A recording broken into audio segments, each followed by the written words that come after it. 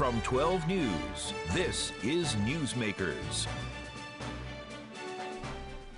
Welcome to Newsmakers. I'm Tim White.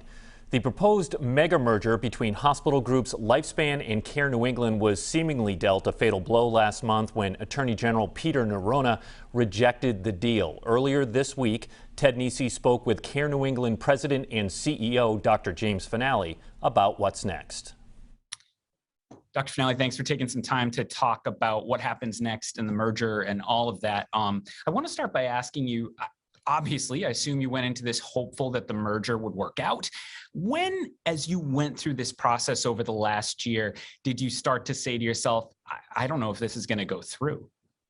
That's a good question, and thanks for having me today, Ted.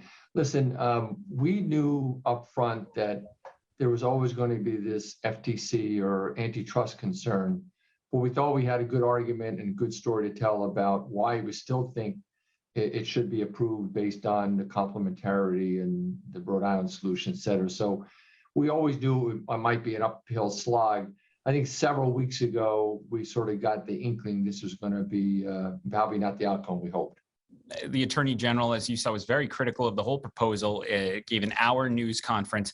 Were you surprised how critical Attorney General Neronha was in his public commentary on the merger?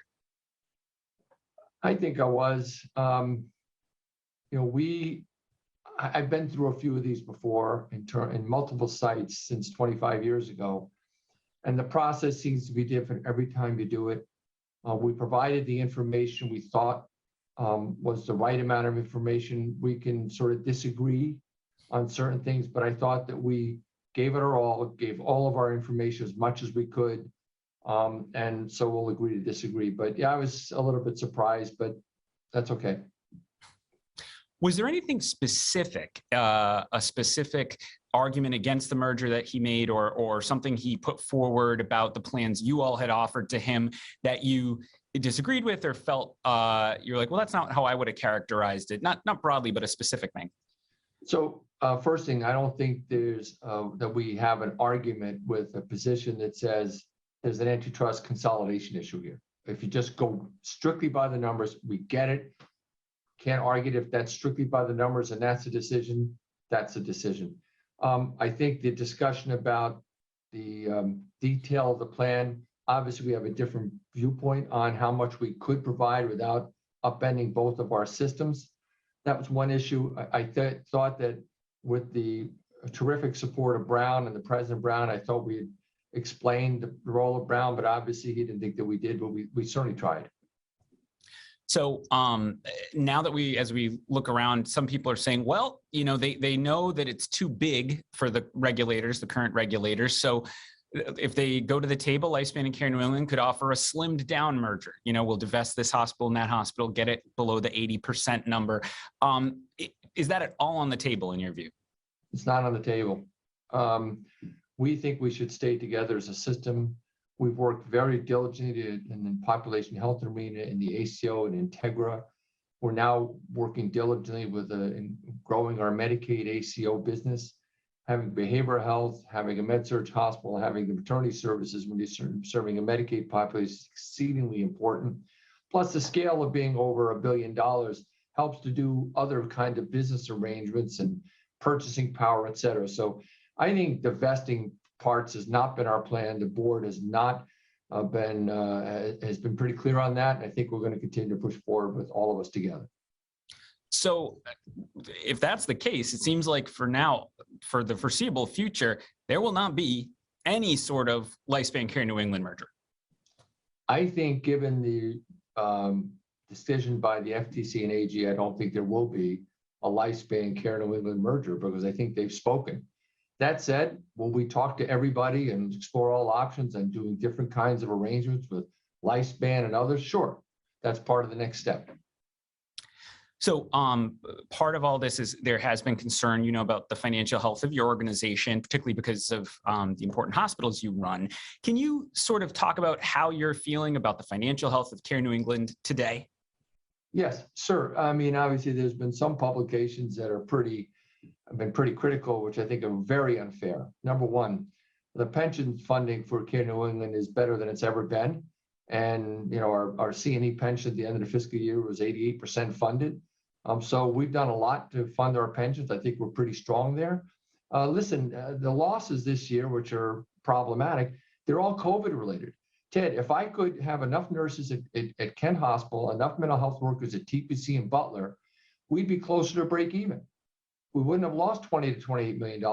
I'm sorry, but a lot of people left the workforce. If I didn't have to pay 4X for staff, we'd be pretty damn close and not in trouble. But COVID has done a number on all health systems for the last 3 years. So yes, we need ARPA money to help us get through this year. We have plans to operate. We have plans to bring cash in. We have plans to work on affiliation. So I'm bullish about our path forward. We still think long-term we need to be part of something, but it's pretty tough lift to get these things approved in the state. So you say that about the financial health of C&E today. How do you feel when you look out in 6 months or 12 months? I know it's a related question, but when you look forward. I think it's incredibly important that people understand we're still getting through the effects of COVID. That's what this is about. It's not a poor operating platform of any sort. There is ARPA money. Do we need the ARPA money to help us stabilize here? Yes, we do. The governor has a bunch of money sitting for COVID relief for nursing homes, hospitals. We've applied like everybody else. If we get the fair share we're supposed to, we'll be fine. As you know, last week, a Pennsylvania company called Stonebridge, again, said it's interested in buying Care New England. What's your reaction to that? Is the board going to meet with them? So we've been contacted by a number of partners. Over the next several weeks, we're taking a deep breath. We're going to evaluate everything. We'll carefully review and evaluate all options to ensure that our mission will be fulfilled. So right now, we've got to take a deep breath. Like I said, I got through last week, a meeting with everybody, the definitive agreement. You're so happy with that. We're not currently in discussions with anybody formally. We'll take our time to review all options. What's the timeline for you when you could see you and the board having, I guess, the bandwidth to start to, again, more seriously think about going through? Because I've learned from tracking this with you that it's a big job to figure out who you might affiliate with and all the paperwork and everything. So when could you see yourself start to seriously go through all that again? Well, we got to start exploring all options for other kinds of arrangements with the folks short of regulatory requirements and then with regulatory requirements. I think the former, in terms of looking at certain options, is something we're going to push forward right now. But in terms of evaluating affiliations that require regulatory approval, we're probably going to have to put that off just for a little while till we get ourselves settled. But the board will have to review everything and take it into consideration. Importantly, we have a mission to serve our patients and our staff. We have an academic mission, and whatever we do has to fulfill that mission. So it'll be a little while yet, Ted, but we'll take it on. Some folks have said, well, they liked the idea of the partners deal, Mass General Brigham. That lasted for a while. Just go back and do that again. Have you called them and said, well, the lifespan one's off, want to come back? As I said, we're going to talk to everybody, and that's the answer you're going to get. But we should talk to them. We should talk to everybody. And listen, we have a great relationship with at Kent and throughout Care New England. We have strong programs with them. The clinical cardiology and orthopedics and surgery programs are astounding. So their relationship is pretty good and it's still strong. And we'll explore the options there as well. I don't know what their interests are, because I haven't been able to talk to them yet, but we will be talking. I've also heard people come from the other view. They say, you know what? We don't need all these mergers. Care New England should stay independent. And, maybe if the state raised its Medicaid reimbursement rates, you wouldn't need a partner at all. Maybe there's some other way to just let Care New England be the system it is now, but obviously in a way that you would feel is financially sustainable. Is it possible to take the current Care New England and keep it independent over the long term, or what would be needed to do that? Yeah, it's interesting. That's sort of one of the standalone strategy things we'll be discussing. And what could we do? What could we do? How could we do certain things? And we're going to explore all those as well. On the Medicaid side, Medicaid's underfunding. We are working with folks in government and Medicaid to really specifically look at Medicaid and women and infants and obstetrical cases, because that's really where our primary underfunding is. And if we get some relief there, it'll help. So we're talking to them, we're talking to Brown, we're going to talk to Lifespan, we're going to talk to everybody, because I think hopefully we can cobble things together that gives us an option to keep moving forward until ultimately at some point we'll have to be part of some larger system. We do. But, it'd be nice to be able to take a deep breath, explore all the options available and see what we can do. Apart from any of this, can you talk about the current state inside the hospitals, particularly Kent, but, as the COVID numbers have come down, but the staffing issues are still there, how are you feeling today versus a month ago? And what's the level of strain? I'm feeling much better than a month ago. A month ago, Ted, we were day to day hoping everybody hang in there. I can't say enough about not only our clinical staff, but our back office staff. They had to bill, collect, they had to get through this with all their colleagues and friends getting sick. I don't know how they did it, but man, I'm telling you, when I meet with them, they need to be congratulated. I think not enough was mentioned, even through the merger process, even through the review process, about how much they got us to where we are. I do feel better because I think that they're getting a chance to take a deep breath. Volumes are down a little bit. We're being able to implement other programs. So I feel a lot better. But again, until we get out of the staffing crunch and able to hire our own people, I won't feel great. When we come back, Ted Nesi, Steph Machado, and Joe Fleming join me for a political roundtable. Stay with us. You're watching Newsmakers.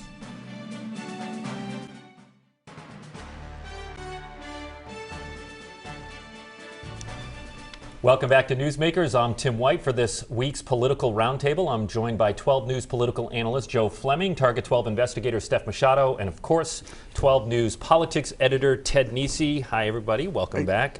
Joe, start with you, and I want to begin with the President's State of the Union address. To me, there were really two speeches there. Yes. You started with the Russian invasion of Ukraine, or I should say he did, and then he moved on to the domestic issues. His polling numbers aren't good. As you listen to the speech, did he do anything to move the needle? I'm not sure, Tim. I don't think so. I mean, this was an opportunity for him to reset his presidency. I'm not sure if he did that. He talked about his agenda, but the thing is, he never mentioned Build Back Better. He talked about pieces of it. He can't get his agenda through the Congress, so he has to try to piecemeal it. I'm not sure if he did anything that's going to be able to move those couple senators over to his side to get some of this legislation for passed. you, it was more about what it did for lawmakers, not about what it did for the public. I don't think it moved the public much at all. The country's very divided. I think it's staying that way. But he needs to move a couple senators in order to get some of his agenda passed. And he's running out of time. The elections are coming up. Once we get to June or July, nothing's going to happen. Yeah, I'm not sure how often the State of the Union address generally affects voters at home. Steph, what was your takeaway? Would you? Yeah, I certainly felt like it wasn't a speech for his base. It was a speech for the people in the room and maybe for independents around the country who are going to the polls this fall. He hit a lot of centrist notes that aren't necessarily new positions for Joe Biden, but a lot of things that required both Republicans and Democrats to applaud for him, for example, when he talked about the border, when he talked about defund the police, like we're going to talk about. So certainly a speech that reminded people of where Joe Biden stands, and it's not on many issues with the more progressive wing of the Democratic Party. And Ted, as Steph brought up, he went directly at defund the police, and he took the opportunity to try and throw some cold water on the Republicans' continued effort to cast Democrats as the party that wants to defund the police. He talked about sending more money to law enforcement. Yeah, I found that moment really interesting, Tim, for the president. Most Democrats in elective office have felt that defund the police phrase, which again, most Democrats did not support defund the police at the time, but has been, hung around their necks ever since. And the fact that the president used his biggest moment of the year to say that phrase out loud in order to undermine it tells you the White House thinks that is still a live issue, because you don't bring up things that are bad for you unless you think you need to tackle them head on. So it's interesting to see how much that has stayed an issue. I think that's also because you've seen rising crime rates in different places. I mean, Steph, we saw a big spike in homicides in Providence, locally, for example, and that makes it more salient to voters. And he felt he really had to address that head on. Of course, Joe, it doesn't mean Republicans aren't going to still try and use it as a wedge issue, even though he addressed it. There's no question. They're still going to try to use it. He also talked about border security. He talked about keeping the schools open. All things that moves Joe Biden more towards the center. And I think that's important for him and the Democrats. If they go too far to the left, it's not going to help them. The Republicans, they go too far to the right, we've seen it didn't help them. You need to get those middle voters right down the middle, and I think that's what Joe Biden is trying to do. He's done that a lot of times in his life, and that's what he's going to try to help the Democrats with in 2022. All right, Ted, so let's switch to local politics. You covered the first gubernatorial forum of the season in the Democratic primary. It was without Governor Dan Mckee, who was down at the Democratic Governors Association in Florida, I think. What were your takeaways from that? Well, it's interesting. You had, so without Dan Mckee on hand, you had his 4 Democratic challengers: Nellie Gorbea, Helena Foulkes, Matt Brown, Luis Daniel Munoz. And you see them here on their Zoom because it was a virtual forum. It was hosted, I should say, by the Democratic Women's Caucus, which is an independent group. And you sort of, all candidates hate to be pigeonholed, but you could kind of divide them into 2. You had Matt Brown and Luis Daniel Munoz taking very progressive positions, talking about the need for radical change at the State House, blowing up the system. And then you have Helena Foulkes and Nellie Gorbea talking about sort of how they could be effective within the system that currently exists. Of course, they both say they want to make changes, but certainly not looking for kind of the radicalism of the other 2. And so you see almost 2 primaries there happening about who's going to be the standard bearer against Dan Mckee. But again, in the end, the elephant in the room is that the incumbent, who has the bully pulpit, was not there speaking as the other 4 were.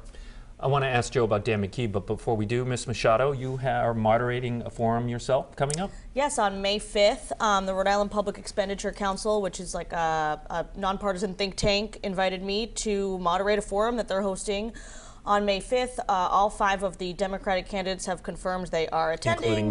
Including Mckee, and if any Republicans jump in the race, my understanding is they will be invited as well by that time. And yeah, the topic is taxing and spending. I do have full control over what I ask You're writing the candidates. all the questions. All the questions are coming from me, so I'm really looking forward to that. All right, good. So Joe, Dan Mckee wasn't there, right. We repeatedly said, but since the last time all of us were together, he has officially kicked off his campaign. He was surrounded by, I noticed, municipal leaders, although not all of them said they were going to definitely vote for him. There was one that didn't. What image is he trying to portray? Well, I think he's sending an image of all politics as local, as Tip O'Neill would say. He's really getting down to the local level, showing that he wants to work with the city and towns. He has the mayors on board with him from these city and towns. They could deliver a lot of votes in the Democratic primary where a turnout's going to be 120, 150,000 voters. So having these mayors could have a very big impact. He's showing unity with the mayors. He's a former mayor. So all these things, I think, gives a good image. And again, the one thing Dan Mckee has right now is a lot of money to spend. And he's able to do that to help the city and towns with this money. So he's getting support from these mayors. And he doesn't have to technically spend as much money because he gets a lot of free airtime. Right. What does it mean to have a mayor deliver for someone? What does that mean? Well, at the grassroots level, they can get out there and talk to their voters in their communities and really do coffee hours and things like that in their city and towns to get these voters to support their candidate. And people like Joe Policy and Charlie Lombardi, they're very good at this, delivering votes for the people they support. So I think we're going to see a lot of that, and it's going to help Dan Mckee, I believe, in those cities and towns. I want to switch gears to something that, Steph, you and I have been covering a lot, and that is Fall River Mayor Jazel Correa got yet another reprieve from prison this week. Number 6, right? Yes. A federal judge pushed his report to prison date back to April 5th. You're looking at Target 12 video of Jazel Correa the day that he got, for him, the good news. And look, all of us in the newsroom, particularly in Target 12, are hearing from a lot of people who think he is getting special treatment and something nefarious is happening. And, it begs the question, I guess I'll go to you first, Steph, is this having a negative effect on people's trust of the judicial system, or does that evaporate as soon and if Correa walks through the threshold of a federal prison to serve his 6-year sentence? Yeah, well, it's certainly the argument that the prosecutors are making in some of their filings. They're saying the people of Fall River deserve to see their former mayor, who's been convicted of corruption while he was their mayor, go to prison. So I guess we'll have to see if he actually does go to prison at some point, if the distrust about the delays evaporates, as you said. But there's been, just to see so many delays. The very first delay, the judge agreed with Correa's argument that he needed to be home for Christmas to help his wife's family restaurant where he works. Yep. And then other delays were related to COVID, and then there was a lot of COVID cases at the prison, and then now related to filing deadlines for his appeal. So there's been different reasons each time, but no one has gone to prison in this corruption case thus far, despite multiple convictions. There are more defendants than just Yes. Jazel Correa, and you on Monday will be at one of them for Genevieve Andrade, who is the former chief of staff. She reached a plea deal. Sentencing is on Monday, so make sure you check out Channel 12. Well, and I think the question for those of us, you and Steph both cover the courts a lot, and I think for someone who doesn't, like myself, the question you're left with is this more normal than we realize, and that the average defendant would get this many delays, or is this unique to Jazel Correa, his notoriety, et cetera? Because that is for the average person. They say this looks to someone who doesn't know a lot about it like some kind of special treatment or something like that. Yeah, you know, I think it is unusual. Of course, it's anecdotal evidence over 20 years or so of covering the courts. But as Steph pointed out, there was a major factor for some of these delays, and that was COVID. Mm-hmm. That's one of the big buckets that is happening with a lot of defendants at this time. As a matter of fact, the federal prisons were releasing some people early because of COVID. What is unusual is certainly the Christmas one. That delay was surprising from U.S. District Judge Douglas Woodlock. It is not unusual for a defendant, particularly in white-collar crimes, to request a stay of their prison until a decision is made on their appeal, which is will be before the First Circuit Court of Appeals. But usually those are not granted. The judge has not decided on that one yet, so we'll see overall what happens. But it's definitely one to tune into. And hey, look, speaking of cannabis, which was at the center of the Correa case, big news this week, Steph. The much anticipated legalized marijuana bill was unveiled. Is this the year? You know, I think it might be. Even just this morning on Friday, Senate leaders sent out their weekly newsletter saying in bold letters, we are legalizing cannabis in 2022. Listen, last year at the start of the session, I thought it might be the year, and then it all got bungled. So there's still time for it to get complicated. There is not consensus yet with the governor. He hasn't weighed in yet on this new bill, but to have the House and Senate come out together saying we've come up with this new framework and they're going to work on it and there's going to be hearings and it's going to change. It's very lengthy. There's tons of people already reaching out to me with different opinions about it. So it's going to change, but I think it seems likely that it could pass this year. You know, lawmakers usually loathe to do something big in an election year, right? And I wonder if it's really, if they're all that worried about it, Joe, or if this is just a shrug of the shoulders because it's, I mean, Massachusetts legalized, Connecticut legalized. I think it is a shrug of the shoulder. I think right now polls show a majority of the voters in Rhode Island favor legalization. So I think they realize they're not going to hurt by doing this, especially the Democrats, because in the Democratic primary show the numbers are very high in favor of this. So I mean, maybe Republicans may not be as much, but you don't have a lot of Republicans running in the General Assembly in Rhode Island. Be remiss if we didn't talk about the second congressional district race to replace Jim Langevin. Tell me if this has changed. We have had 8 Democrats and 3 Republicans have announced or are exploring a run. That's great. Okay. So I guess, Joe, the question is, what's that going to look like in June? Well, that's what we don't know, Tim. Right now, everyone says they're running, but come June, they may reposition themselves when they have to file the paperwork. If you only raise $50,000 by June, you might say, I'm not going to be able to compete in this race, so it's time to get out of this race. So I wouldn't be surprised if we see 2, 3, 4 of these people drop out of the race and the field drop down to 4 or 5 people in the Democratic primary. So it could get small. A lot of it's going to be on money. Can you raise the money? Can you build an organization? And can you get support from special interests? Because in a multi-candidate primary, special interests, they can deliver 10,000 votes. That's a lot of votes in Rhode Island. Well, and we also continue to see this effort. You know, Seth Magaziner's campaign is trying very hard to position him as kind of the front runner, separate him from the other 7. You know, he's the AFL-CIO endorsed 6 months before the primary. You know, they haven't touched the governor's race yet, but they came out and endorsed Seth Magaziner this week very early. Now, we've heard complaints from the other campaigns noting that George Nee, the head of the AFL-CIO, is the father of Seth Magaziner's campaign manager. But on the other hand, the AFL-CIO people say, look, he's been with the unions all these years. We want a strong Democratic candidate. But I think you just see this I think continued panic is too strong, but there is anxiety, I think, among senior Democrats that a very messy primary could leave the door open to a Republican. And of course, they're particularly worried about Alan Fung, though he still has 2 challengers in the Republican primary to get past if he's going to be the nominee. So it's a messy situation. As Ted said, Joe, the Magaziner has gobbled up a lot of union endorsements. We've got a couple minutes left here. In a congressional district race, how important are those endorsements? With a multi-candidate election, it's very important. I think they said the union has 80,000 members in the state, so let's say half of them live in the 2nd district. That's 40,000 people. If they get all 40,000 out, he wins the primary, you know, if they all vote for him. So, I mean, if they can deliver 10, 15,000 votes, that's a big impact for the Magaziner. The other candidates have to find those 10, 15,000 votes to manage that right away.